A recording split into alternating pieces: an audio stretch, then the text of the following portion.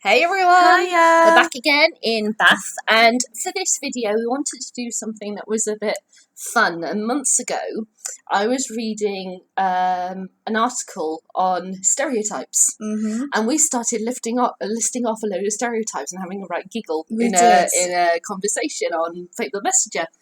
And we thought, you know what, why don't we do a video about it? So on my phone I've got a list of British stereotypes. Go on then. And we're going to talk about them. Go on we're then. going to say the ones that are true, the ones that are false, and the ones that are just plain, Go on then. kind of a mixture of both. Okay. So to start off with, British people drink a lot of tea. Well, I'm drinking gin. So... I'm drinking water. Difference between me and Laura. Right there. Okay. We do like a good cup of tea, but there are actually, this part of this article has said there are more coffee drinkers than tea drinkers in the UK, but it was very close. I drink both. Very close. I drink both. Coffee in the morning to wake me up, tea in the evening to calm me down. I only drink literally water, herbal tea, orange juice, or like elderflower water. I'm very. You're quite picky about what you drink. I'm quite picky about what I drink. See, I don't not. drink alcohol. I don't drink alcohol at all. I've always had. Don't show off. It was just you really necked it back then. Anyway. Try and get you to breathe. Are you okay? I'm fine. Gin would have gone all over your laptop then. Thank you for stopping yourself. Yes. Yeah, I don't drink alcohol because I've always had this thing that ever since I was a teenager, when you first start trying it, my stomach, even with the smallest amount of alcohol, would go haywire. I've always had quite a sensitive stomach for that stuff. So I just don't drink because. See, I don't want my stomach going crazy. I don't drink to excess. Oh, no. I have the odd drink, but I know It's actually very rare that you actually drink alcohol around me. Even I mean, like you've had the occasional cider. Yeah. And today you've got legit, but that's probably 2 instances in a year or more that you've drunk. I don't drink very much. I drink more in the summer than I do in the winter. Yeah. Because there's nothing more I love. Yeah. Reading in the evening with some gin or some cider. Yeah. As the sun's going down, the kids are in bed, the windows are open. That for me, I love that. Yeah. But as far as you do like your coffee. I love my coffee. Like, I am a mum of 2. If I did not have coffee, I literally don't know how I'd get through the day. Honestly, I'm probably a caffeine addict, and the tiredness is probably the lack of caffeine and my body going, give me the bloody caffeine. And I know that, but I don't care. So... You've got gin to make you feel better during that. Don't say that. That makes me sound... I mean right now, because you haven't had a coffee all day, have you? I've had one. I've had one coffee today. Well, because we met up on the bus. I'm sorry, on the train at 12, and you haven't had a cup of coffee. I haven't had a cup of coffee since. And it's it's 7:30 in the evening now. That's what I meant. So you're having a gin instead. Chin. Yeah, there you go. Okay, next one. We're all friends with the Queen. Nope, never met her. Probably never will.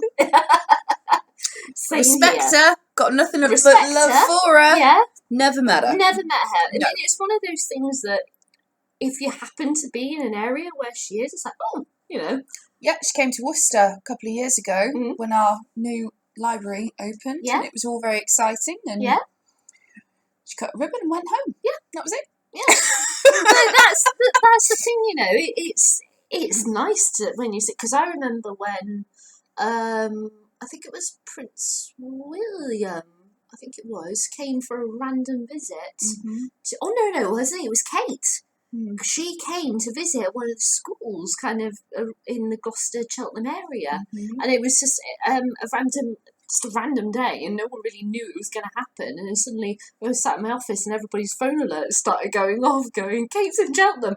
what? Yeah. It was just, so if you're able to be in the happen to be in the area when they are at that Yeah. time, it's exciting. And It it's just like the is. amount of people that you saw at like the royal wedding recently. I have and to that, say, it was, I loved the royal wedding. Mhm. I am a bit of a royal fangirl. I've got to say, anytime there's a baby born, a wedding, whatever, I am there. Mm. I love the fact that we still have a monarchy. Mhm. We have, despite what a lot of people want to say, Mhm.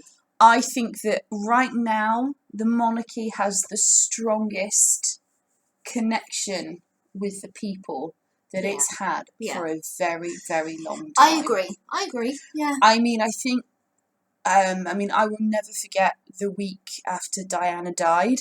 Yeah. That was a real cultural shift. Oh yeah. In this country, and I think that week the royal family learned lessons. Yes. That we the people are powerful. Yeah.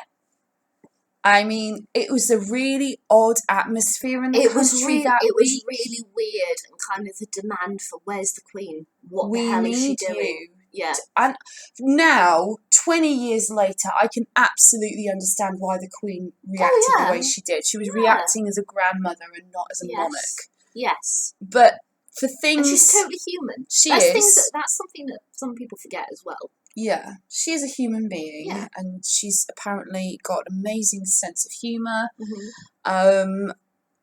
She didn't look too well to me at the wedding, but she's in her 90s. She's 90 what now? 91? It was her birthday.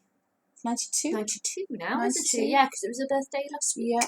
So we've So, probably got another 10 years at the most with her. Well, yeah, it depends when she decides. Well, obviously, if her health changes, God fires her, nobody else. Yeah, she doesn't fire herself. I was going to say, or if she decides to hand over responsibility. I don't think she will. But ever I don't do think that. she ever would. No, I don't think she will ever do that. I think. Yeah. I think that the Queen will be a traditionalist, as she has always been. Yeah. And she will go when she goes. Yes. And that's that. Yeah.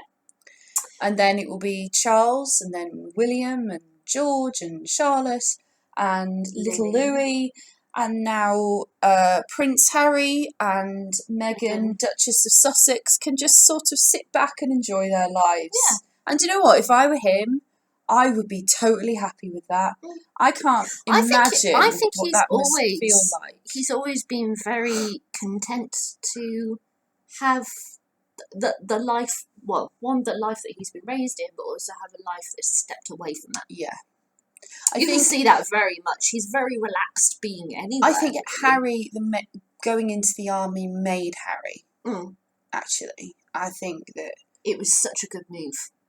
I think as hit for him personally, not just because my brother's done this, I have to do that kind of. Because I'm a royal, I have to go into this field. It was. I think you can very much tell it was his choice that he chose the army. He wanted to do it. It was the army, and particularly that it's the army. Yeah. Yeah. And I really am very proud that he's been talking about his own mental health. Yes. Because that's something that you don't really hear people up there talk about. You don't hear about the toll it takes on them. This is the thing, how we've got a shift now with the royals, and how open they are to discuss such things. Because, previously, even the Queen, we've got, Queen Elizabeth, she would never, ever talk about, the effect that her father's death had on her. No. Not in a million years, let alone let a documentary film crew from the BBC talk to, her about it. Yeah. So the fact that they're willing to do that. But the Queen... I know the Queen was born in 1926. Time, a different generation. But having that openness... Yeah, I think that's great. And I can see with the four of them... They're a bit of a powerhouse, They really are. If and I pray to God that she is, if Meghan is strong enough as a person to withstand the incredible pressure of being Harry's wife. Yeah. Because, I mean, the woman got married, they went away, they went to Trooping the Colour last week. Yep. And the newspapers went crazy because she was wearing an off-the-shoulder dress. Yeah. It was literally just like a strap that went Just over her shoulders. Little bit there, wasn't it? And they were like, oh, she's breaking royal protocol. They are literally gearing up. They're waiting for her to make the slightest error. And they will rip her apart. Like, even say, for example, this is just like a random thing that's just popped into my head. You know how whenever they meet with the Queen, regardless, they have to curtsy to her before. Course, yeah. If she happened to forget to curtsy, let's do that as an example. Yeah. She would be absolutely ripped to shreds. Well, people were saying that they didn't see her curtsy to the Queen at the wedding, but what the BBC did is they cut to a wide shot from the top, and you could see her curtsy. Yeah. They didn't have a close-up of it. Yeah. As if she's going to do anything else at her own wedding. Yeah. Like, I just seriously hope. I think, judging from the way they were looking at each other, they love each other. He adores her. Yeah. I could tell that he was crying at their wedding. They do fit. There's something chemical and magical about them. Yeah. And I love that he's chosen someone that he loves. Yeah. I just pray that she has it in her she's got to do what his aunt didn't do. Yes. She's got to find her own thing to do. Yeah. Because I always thought that was Fergie's problem, is that she had nothing to do, whereas she was compared to Diana, who was this glamorous philanthropist. Yeah. And then Fergie just kind of was there. Yeah. And I feel like that was part of her problem. She wasn't the same. She didn't have the same grace. She didn't have the same... she didn't have the same personality. But didn't she? We don't actually know that, though, because the media at the time was so horrific that Sarah Ferguson could have literally... stand a chance. No, she could have kissed the Queen's feet and somehow they would have said that was wrong. Yeah. Do you know what I mean? Because she wasn't Diana. Because she wasn't Diana. Yeah. And I've already seen it, where they've compared Meghan's wedding dress with Kate's wedding dress. They've been comparing Meghan and Kate's for so long. It's ridiculous. And I did really like it. There was some pictures from Trooping the Colour when they were all on the balcony, and Kate had turned around and she was talking to Meghan, and they were laughing together, and they seemed to have a very natural friendship. They have a really good relationship. I hope that Kate said to her, I know what this is like, and I'm going to tell you the pros, the cons, and then the really bad stuff. Yeah. Do you know what I mean? Yeah. And do you want to shuffle up and tell you the truth about what it is to marry into this family. And I really hope beyond hope that she's okay. Yeah. I think she's okay. Yeah. But we'll see. Okay, I'll do the next two combined because they're related.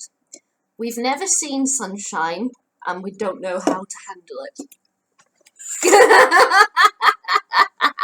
It's lovely. Wonderful. You can't see me. There you go. Yeah, there we go. We've had to close the curtains around the laptop in order to get the lighting okay in here. It's gorgeous. Don't be ridiculous. We love the sun. Right, we never get the sun. I think the whole thing, though, is that people just see it as, it rains all the time. No, it doesn't. And it doesn't. It doesn't. It really doesn't. And the thing with the not being able to handle it, I think this stems from when we've had excessive heat. And when I say excessive heat, remember this time last year, it was crazy. I travelled 3 hours to get to Stratford in 34-degree heat with no air conditioning or anything, because we don't really have air conditioning. I mean, we do in say hotels, we've got the aircon on right now, even though you can hardly feel it. No. Can't feel it hardly in the slightest.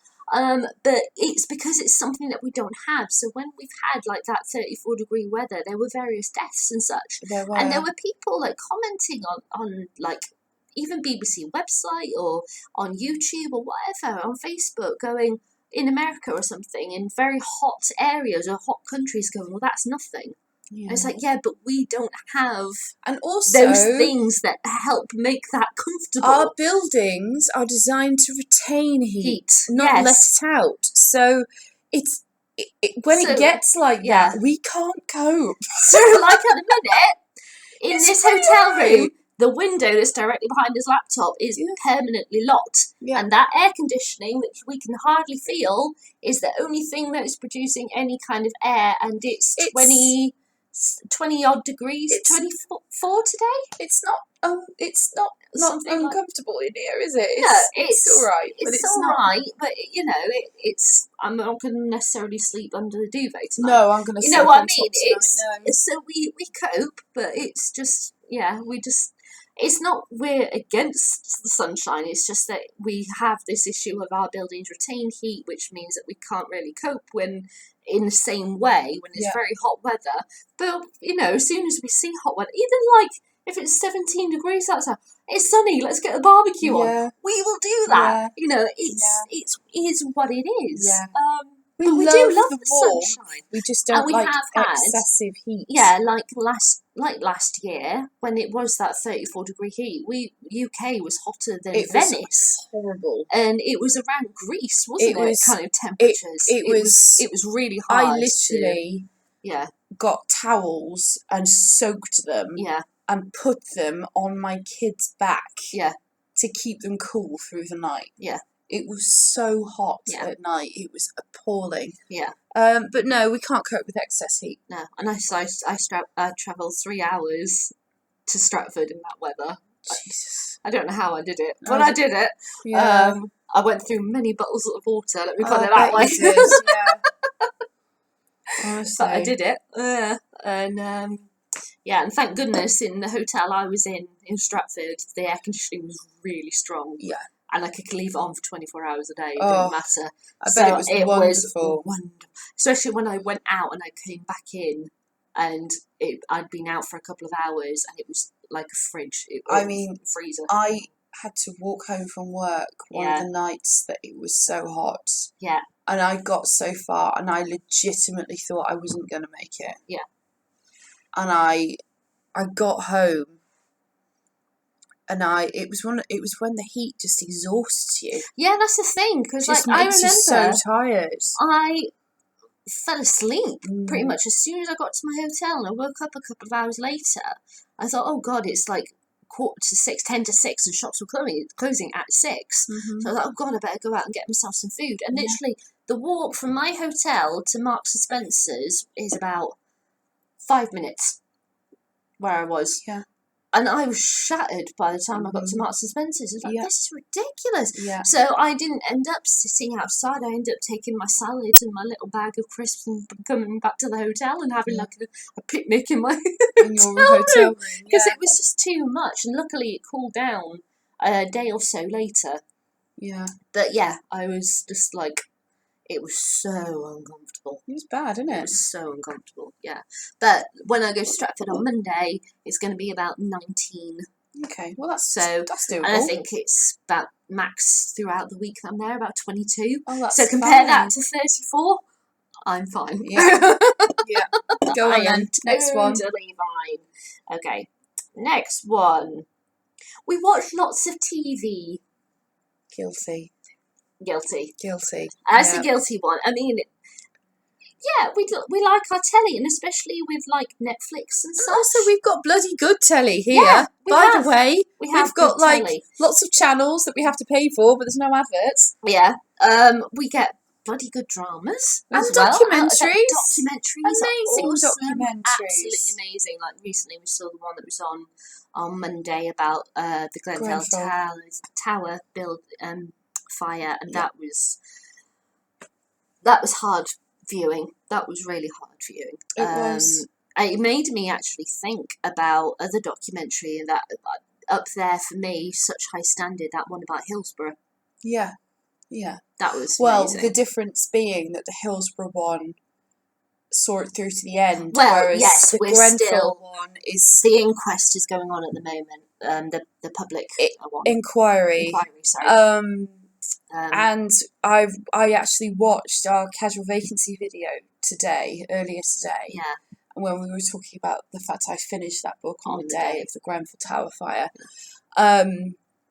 And watching that documentary brought home even harder how true it is when I said that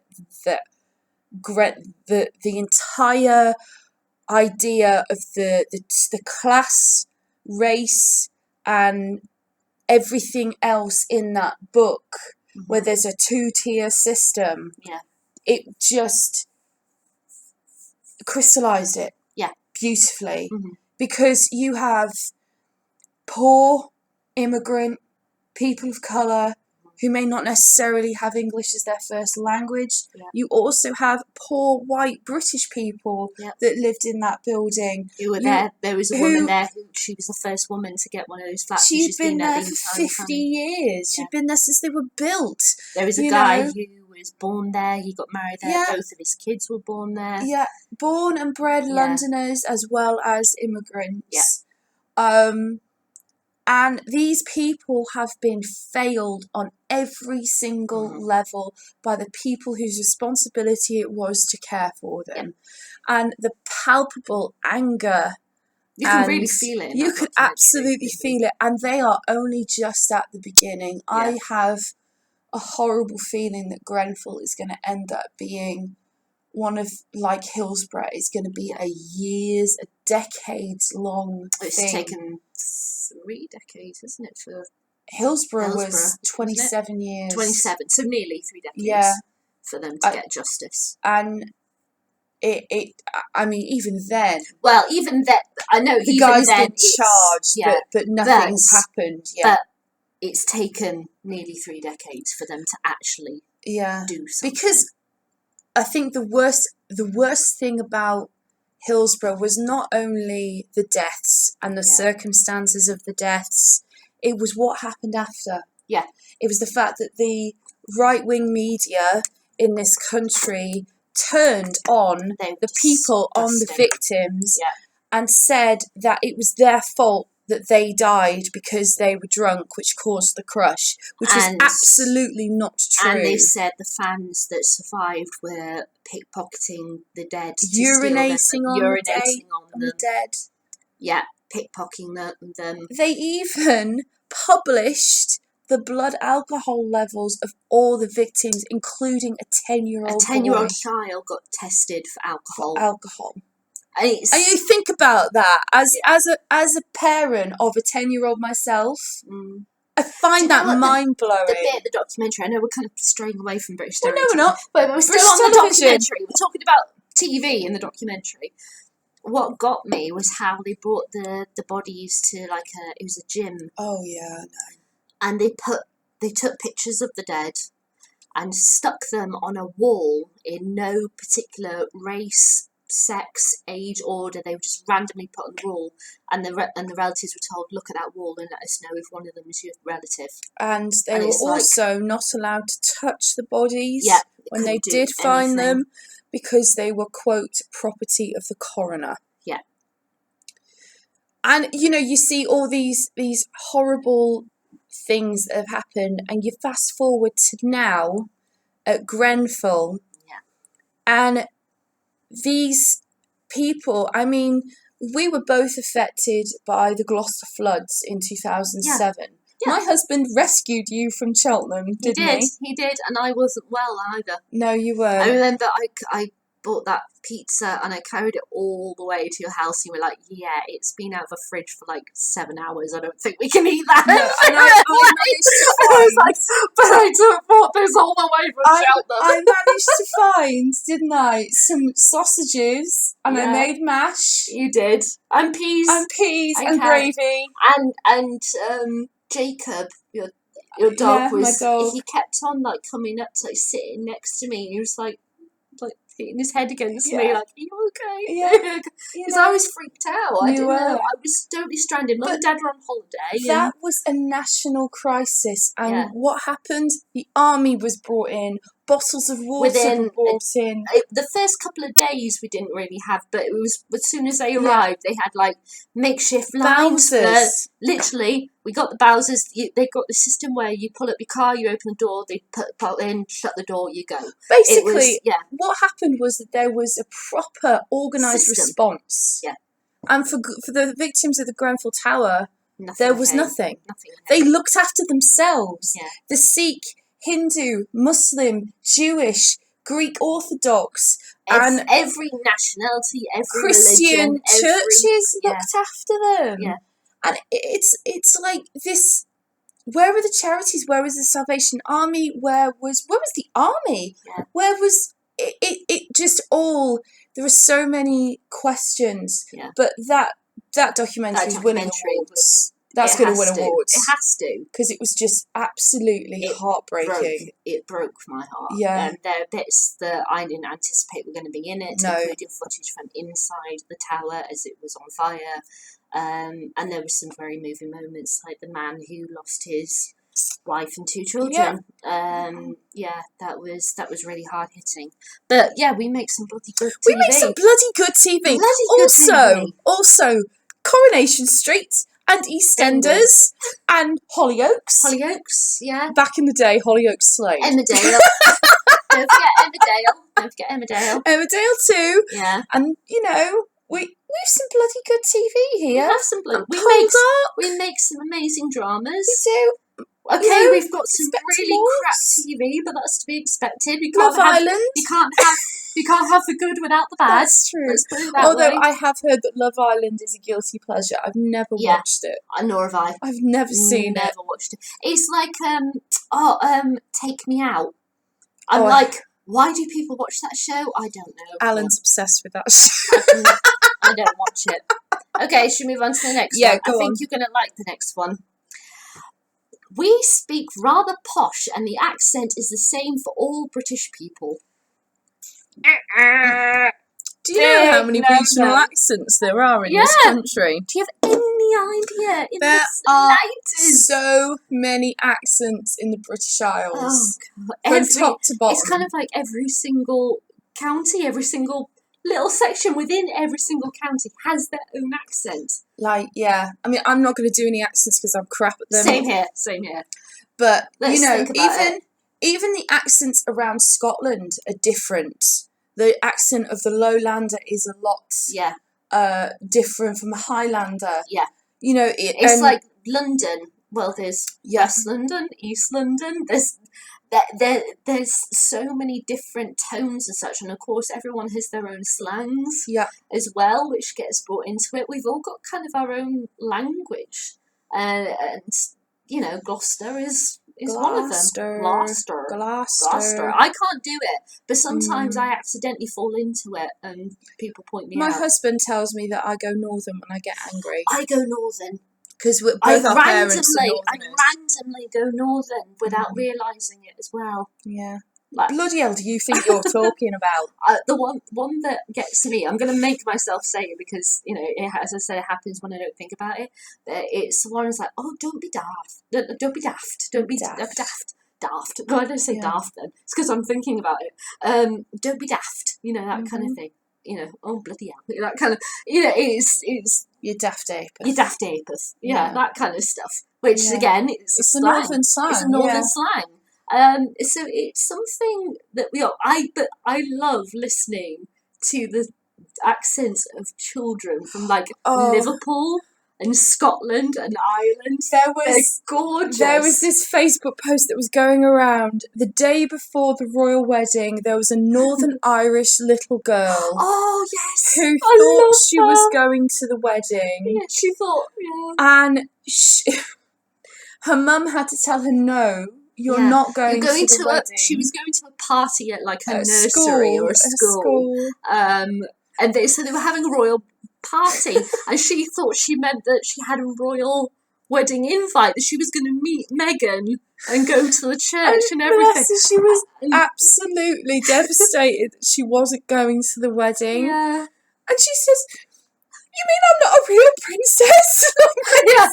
Mummy, does that mean I'm not a real princess then? Yeah. She's like, no, honey, you are just a turns around and she's got like these big eyes and she's like, I was so looking forward to it. They're hearing a child. I think she's from Belfast. I think she's got like a She's real got Northern Irish it's very accent. bold in It certain is. words and that, isn't it? And But it's that thing that some with the regional areas, it's a case of that you have more of a twang or more of an emphasis on a certain part of a word. With the or a Irish whole accent, word. with the Irish accent, Yeah. like the Northern Irish accent is very harsh kind of sounding, whereas the Southern Irish accent is a lot more musical and softer. It's got a fluidity to it. Yeah. But I absolutely adore listening to little kids who with like Liverpudlian accents. Yeah, I do too. And Irish and Scottish. See, Dad says that my son has an accent. I don't hear it. Really? I don't really hear it. Well, he reckons that he can hear like Birmingham twang in there somewhere. Oh, it's. I'm not sure about that, but no, we don't all speak like the Queen. The reason why people think that we do is kind of one because of the Queen and two because of Downton Abbey. Yeah. And let's face it, Downton Abbey, they are quite posh. I mean, look at their house. It's not like a council estate or anything, is it? No. So, yeah. Right, so the next one. We're mad about football. I'm not. I'm not. World Cup starts on Friday. What am I bothered about? The fact that EastEnders is on at 9:10 instead of 7:10. You see, 5:00. No. You see, it's interesting. Half 7. We've won the World Cup 3 times. Yeah. In female football. Yeah. Nobody made a fuss. We've literally won the World Cup 3 times in women's football. Yeah. Nothing.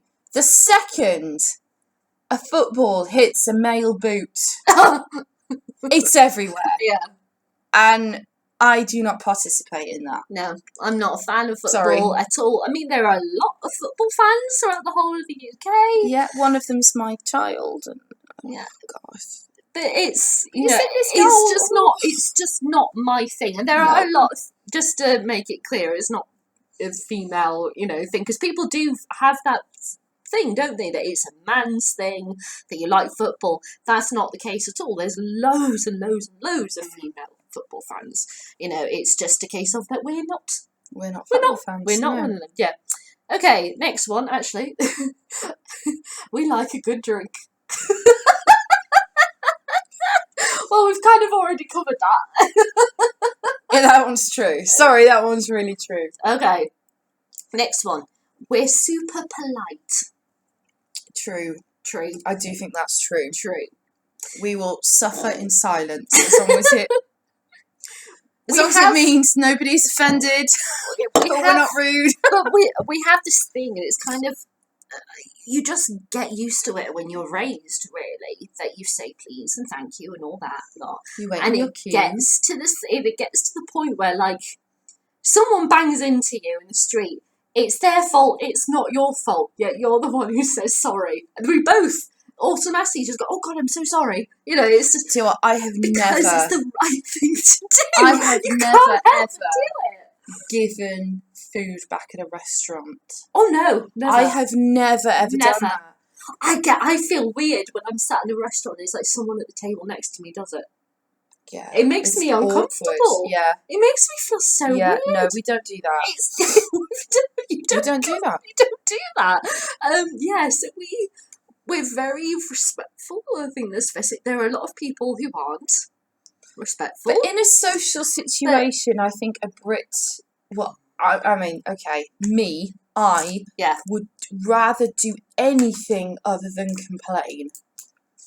I am not a complainer. Yeah. I am swallow it down, shut your face, endure it, deal with it. And I think also that links, this is from a comedian, Victoria Wood, how it's a very northern thing to do that, isn't it? Yeah. You just go, oh, right, okay, carry on. You just do what you got to do. Keep calm, carry on. Yeah, that's what it's what we do. It's what we do. We British, we kind it's how we won the war. Yes, it's how we won the war. God help us all. It's what we had to do. It's how we dealt with things. And how we won the war. Okay. Now this one I was just a bit like, really? When I saw it on the internet, but I wrote it down. We all eat terrible food. I'm sorry, have you No. tried a Yorkshire pudding? Have you had Sunday? Have you had chips, proper chips from a chippy? Sometimes chips. they can be very greasy. I will say that, depending on who you buy them from. They've got to be like a bit of a crunch, but fluffy inside. Fluffy, but not greasy. Yes, that's the key. Sometimes that's very hard to get. It is. Yeah, but depends on the amount like, of oil, I think, in the pan when you cook them. People see. I think they think that we just all eat crisps and beige food and sweets and Coke and drink Coke and that's it. That kind of thing, that we're very manufactured. Mm-hmm. But we produce some of the greatest chefs in the world. We've got some of the most Michelin star restaurants in the world. Yeah. And from a home to home thing, you haven't lived until you've tried Yorkshire pudding. And there was a gravy massive, oh god, that's everything. There was an article around the same time that I started, doing the stereotypes thing, that I sent you and Sarah, because there was I can't remember if it was an internet article or in an actual magazine, where it got stated that a Yorkshire pudding was a dessert. No, it's not. It's not.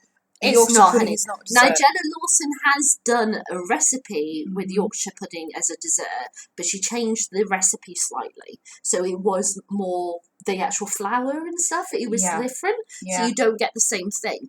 But Yorkshire pudding is something that you have with gravy, vegetables, meat if you have meat, or a meat substitute if you don't.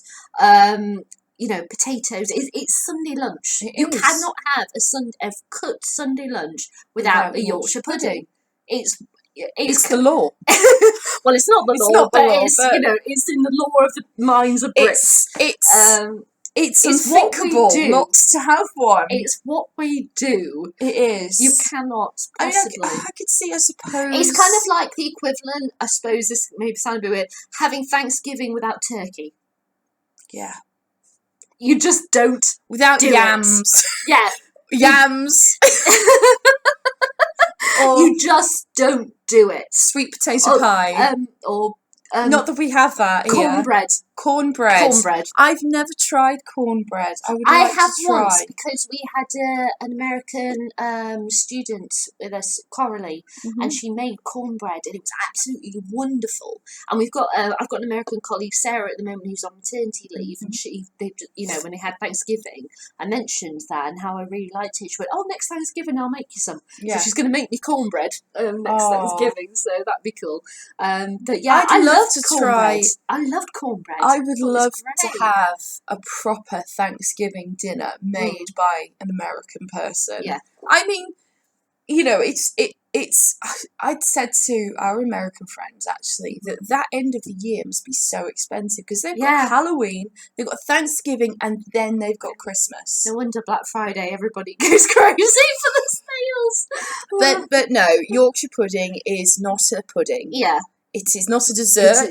It is part of a savoury meal. It's part of a savoury meal, and you must have it. And they're awesome. And they're awesome. See, we do like to experiment with various things. If we didn't, we wouldn't have like Indian curries as our favourite takeaway, as our national. Chicken tikka masala was created in Birmingham. There you go. If we weren't, it's a national dish. Yeah, if we weren't open to different cuisines, we wouldn't have the variety of restaurants we have. A very rich multicultural society here. And look at the markets that we have, the food markets throughout all the various parts of the UK, not just London. That's another thing that we'll get onto later. So, we like our food. Yes, we've got, things that we, particularly sweet treats and such, that we like to have, but we love our food, And we love our gin. I love my gin. Okay, we all live in castles and cottages. I have a 3-bedroom semi-detached house, which frankly My husband goes around quite big homes as an insurance surveyor, and in one of the places he went to, our entire house could have been the bathroom. Yeah. Don't be stupid. Of course we don't. No.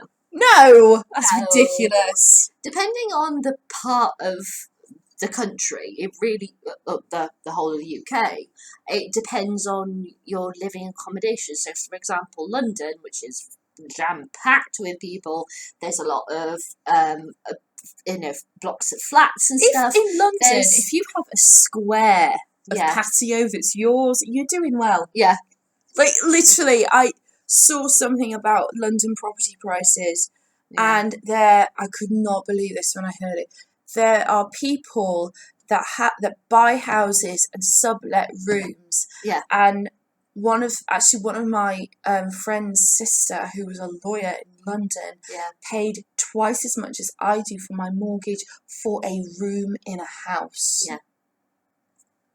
That's insane. Yeah. It is It's insane. crazy. Yeah. It's absolutely House prices insane. in London So that's are why insane. it's kind of, especially the housing market anyway, is a bit crazy at the moment. Yeah. Where it's that thing that people, most likely renters, will never own a house at the moment. That, when you look at when they say that, that's kind of on the national. So they look at all different regions, all different types. But if you just look at London. It's crazy. It's crazy. You have to have like a top end job to saw have one a of decent these kind of home. Look around my home things. Yeah. With the author Santa Montefiore. Yeah. And her parents are best friends with Prince Charles. Yeah. She's very well moneyed. She's a very successful author. So money, and her husband is also a very successful author. Money is not really an issue. Yeah. They live in a house with a garden that's probably the size of, it's probably about 7 feet long. Yeah. In London. Yeah. That's how you know you've got money. Yeah. Is when you have a garden in London. Yeah. But it's tiny. Yeah. Really. Mm-hmm. And doesn't that blow your mind? I know, place is yeah. So, but then when you get out to other areas, so let's say the Lake District, because it's kind of, that's also very expensive. It's crazy expensive because of the views, because of how glorious it is, and you have these kind of villages that kind of patched about, and the villages themselves, it's always full of people, but it's not like you can't breathe or anything. But because it's a rural area, there's not much for like kids to do. It's kind of going quad biking is kind of like, oh well, I suppose because I'm bored. It's sad, isn't it? It's really weird. The kids that are born and brought up in these villages have to leave because they can't afford to stay. Exactly. It's so the culture weird. of the village suffers because of that. And if you notice, there's been a thing now that in rural areas they got, like, for the kids, they got free buses because buses are the only way that they can actually get to school. Yeah. And now they have to pay for it. Yeah. Because councils can't afford it. It's it's crazy. But then it depends where you live. Only the really, really rich can get somewhere that's kind of a wow kind of house. That's the class system for you, baby. Yeah, class system. It's the way it is. But that's the only way you can get a place like that. Yeah. Or if you live like in a drama on TV like Downton Abbey. That's the only other way. Yeah. You have to be born into it to be able to have it. Yeah. Yeah. Right. We're emotionally stunted. I cried at a cat commercial the other day, so... Seriously? No, you're not. Sorry, it was just the way that you said that then. I was thought you were actually being serious. It was just,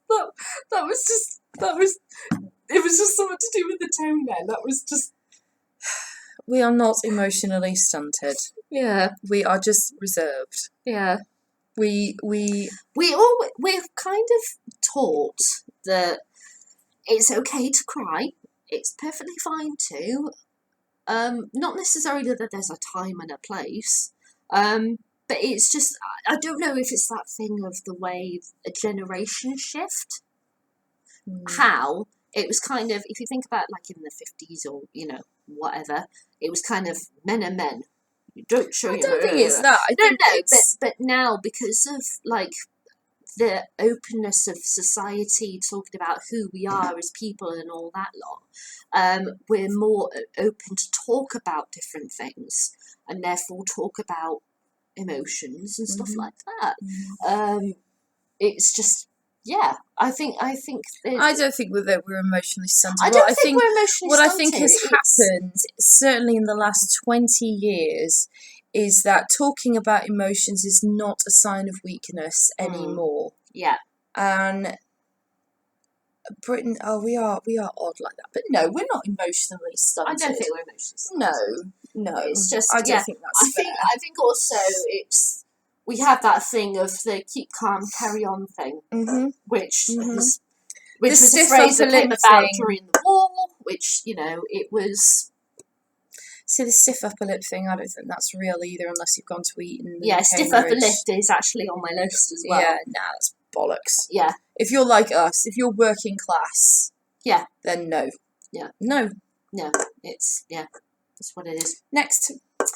We all have terrible teeth. No. Nope. In a word. No. Yeah. I will admit I've had issues with my front two teeth, but you know, it's my front two teeth, and I had to have braces to. I had braces, out. But that's it. Yeah, go on.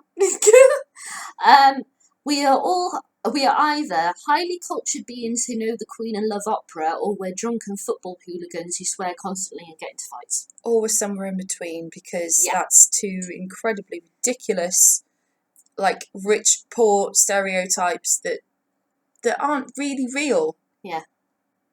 I know the Queen because she's the Queen, and yes, I love opera because I love music, and yes, I like to drink, but that does not make me a football hooligan. Yeah. And by the way, the FA and the football, the culture of football has changed so much.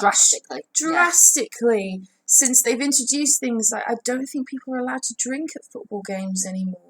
I think so. Once they get into the stadium, they're not allowed alcohol. Yeah.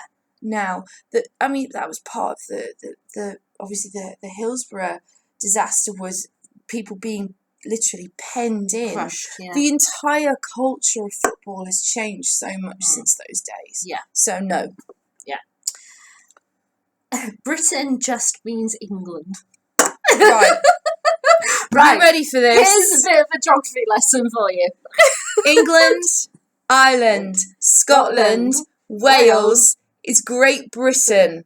We are 4 individual countries each, but together we make the United Kingdom, which is called Great Britain.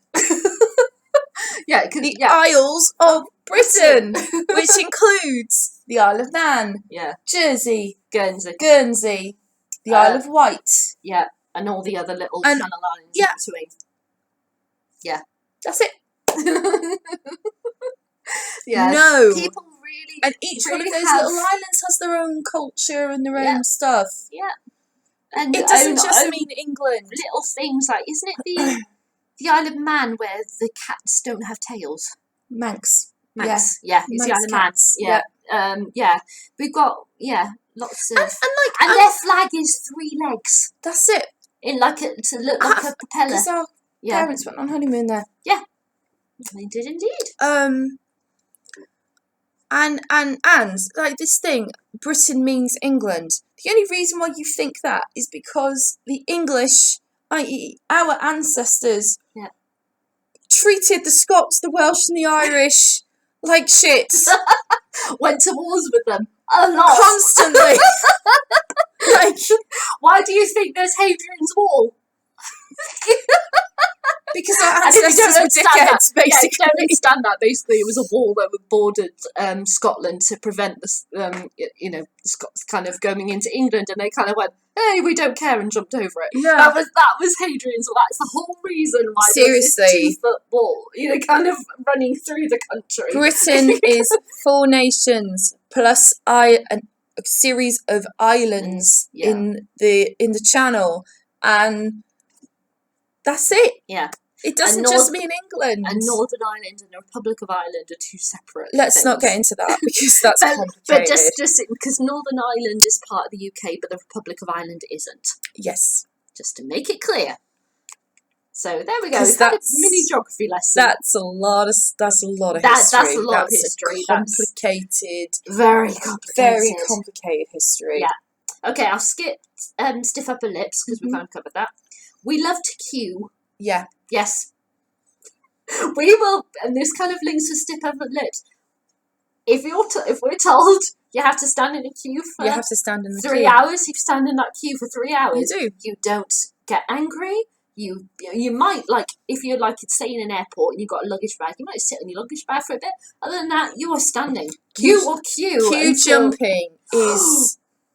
I hate it on a bus. You do not queue jump. Like if I stand for 20 minutes for a bus and then somebody comes over to the shelter and goes, oh, looks at the time like, oh yeah, there's one due, and just stands there, and as soon as the bus turns up, they scoop. Yeah.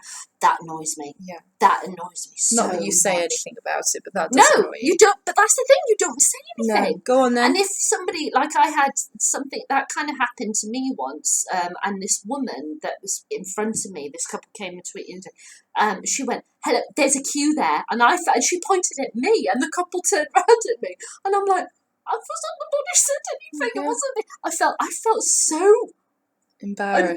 Yeah. And it was like, and I didn't even say anything. It was just, yeah, it's really weird when people do that. We love to talk about the weather. Guilty.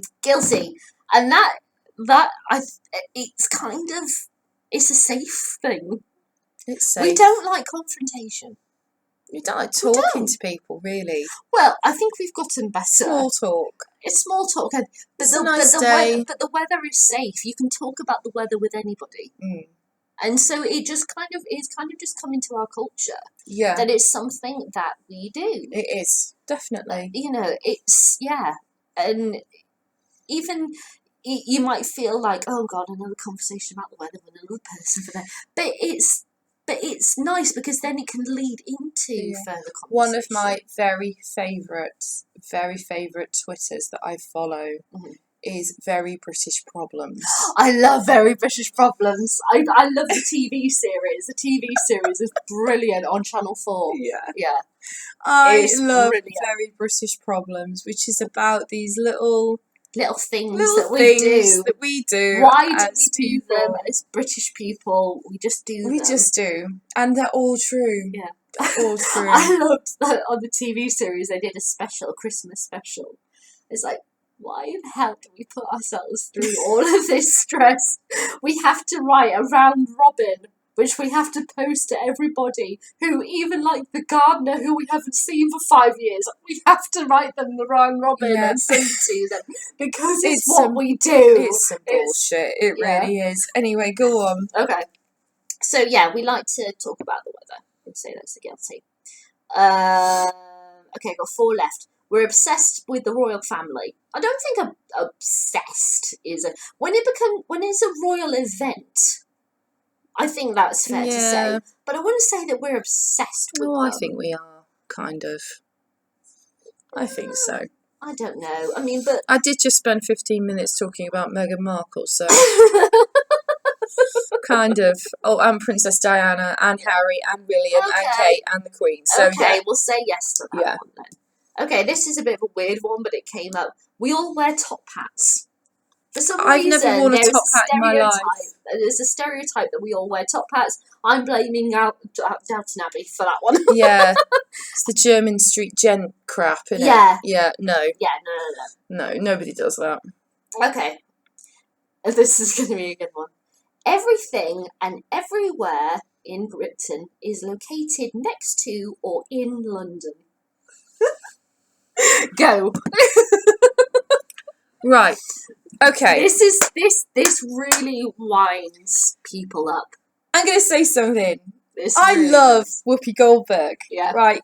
Love her. I think she's a phenomenal comedian, phenomenal actress, wonderful human being. I watch the YouTube clips of The View, which she shares with all these other women. The Manchester bombings that happened about a year ago, when that happened, and they were describing for the American audience where Manchester is, she said Manchester was just outside of London.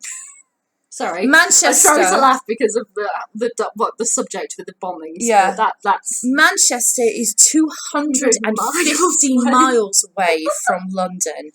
Manchester. Gotta go up north. You gotta go up that way. You have to go through like 5 motorways to get to Manchester. Also, Manchester is the capital city of the north. Yes. It's not just a nice little town. Yeah. Like we're in Bath. Yeah. It's not. Manchester is a major metropolitan centre in the north of our country. Yeah. That's like describing Houston as, oh, just the other side of New York. Yeah. No, it's not. It's nowhere near. It's nowhere near. Yeah. And I think this is a problem with certainly American people, because we're so tiny. Yeah.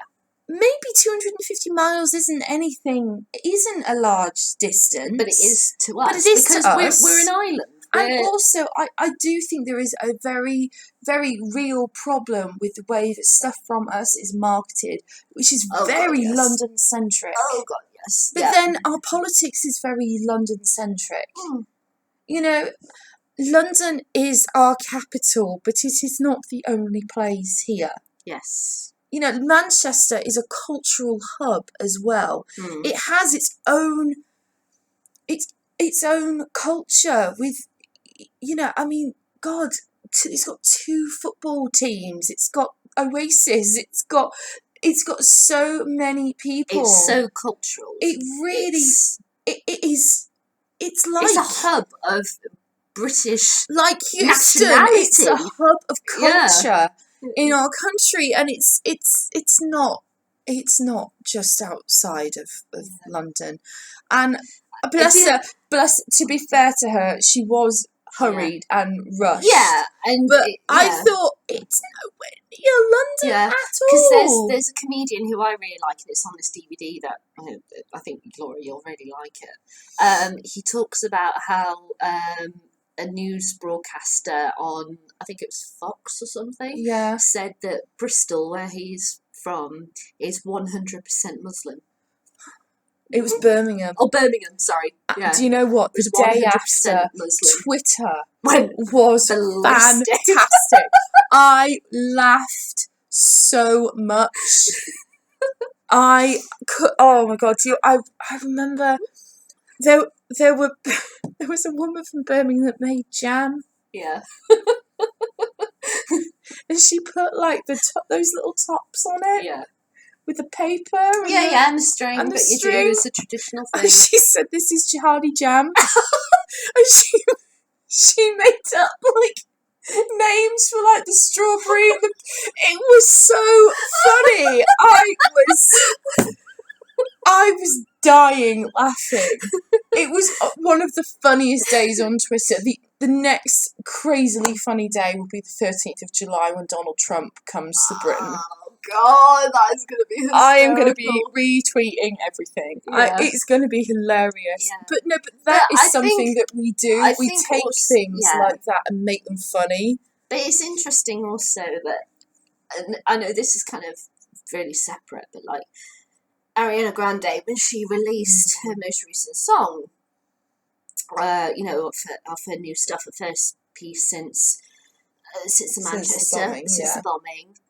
And what it meant, and I really respected her for what she did, and no more tears left to cry. And I loved in the ending shot you had the bee. Yeah. And I was like, wow.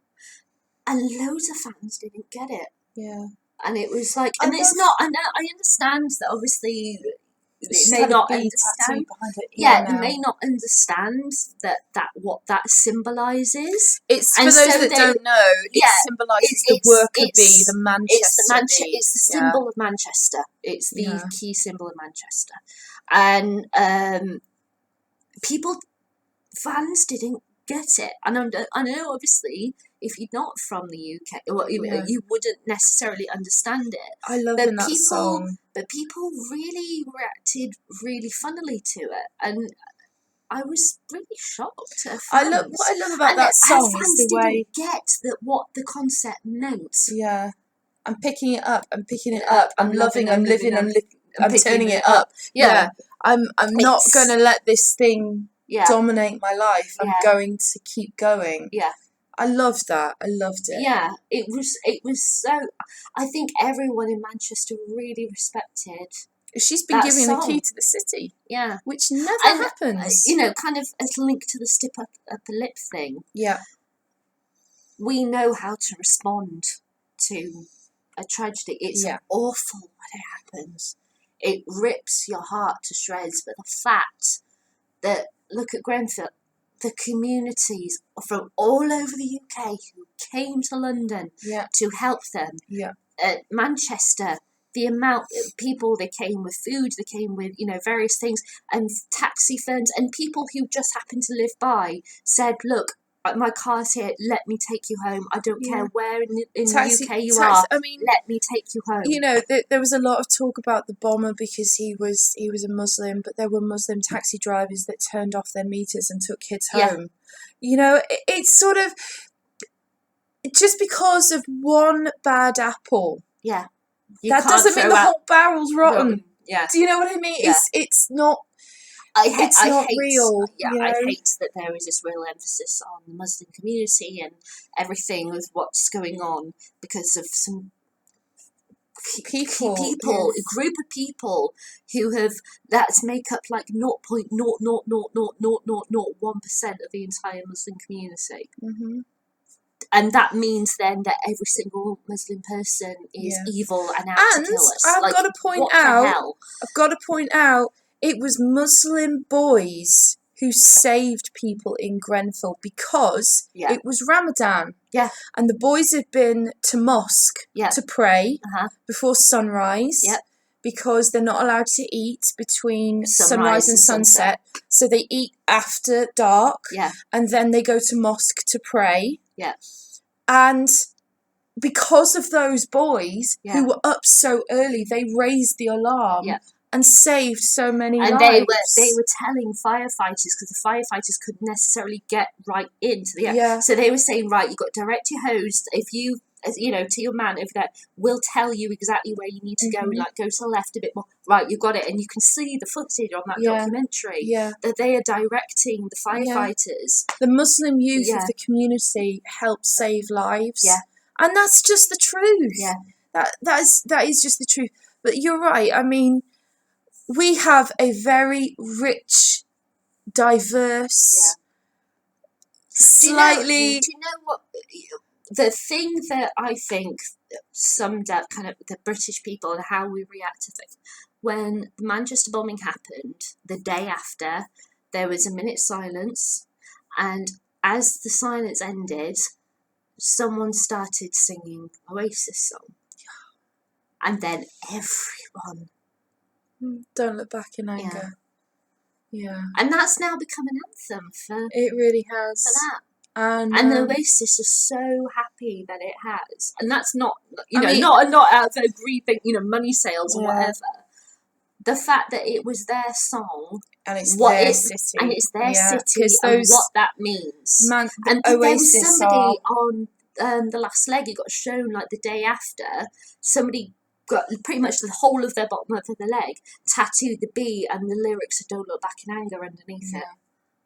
Yeah. That's incredible. Because, I mean, Oasis are not just a band from Manchester. Oh, they are Manchester to the bone. It's kind of like they're the equivalent of the Beatles to Manchester people. They are. They are what the Beatles are to Liverpool. Yeah. And I mean... This started as a thing about stereotypes, a silly thing about stereotypes. But for all the silly things that we're supposed to be, the crazy stuff that we do. I love this country. We've got a lot of heart. We do. I love this country. We've done some shit things in our past. And we've got things like we got crazy. Issues. We've got crazy like crazy reality TV stars like Jedward, that kind of thing that we have to, in a sense, We've got a handle. political system that right now looks like something out of a spaghetti western. Yeah. I don't know what the hell's going on here now. Do you? Yeah.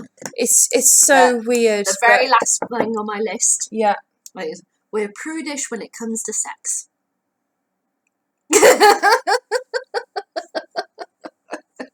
You see, I'm going to do the most British thing I can think of. Go on. I'm not going to say a word. Yay! We're not prudish. No. You send this place on a Saturday night. Nah. No, we're fine. Nah. No.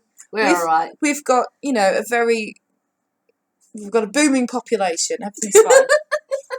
Everything's fine. Everything's good. But for all of the bad parts, for all of the craziness, we've got a lot of heart, we've got a lot of good. There is a lot of good here. Yeah. A lot of good. And we look out for each other. We try help each other. We could do better at that. We could do better at that, but we know how to come together to help people. We do what we can. We try. We try. And that's all we can do. And we're happy. And we don't have bad teeth. Anyway, at least we don't. But anyway, rather long video, but I feel like I need a Union Jack flag. Yes, we need something. Well, it's not quite a Union Jack flag, but Typhoon packet. Yay! Oh, hang on. British institution. Marks and Spencer's. Yay! Buxton Water. Yay! Oh God. Okay, sure, stop. Let's Thanks for watching, guys. Hope you enjoyed. Bye.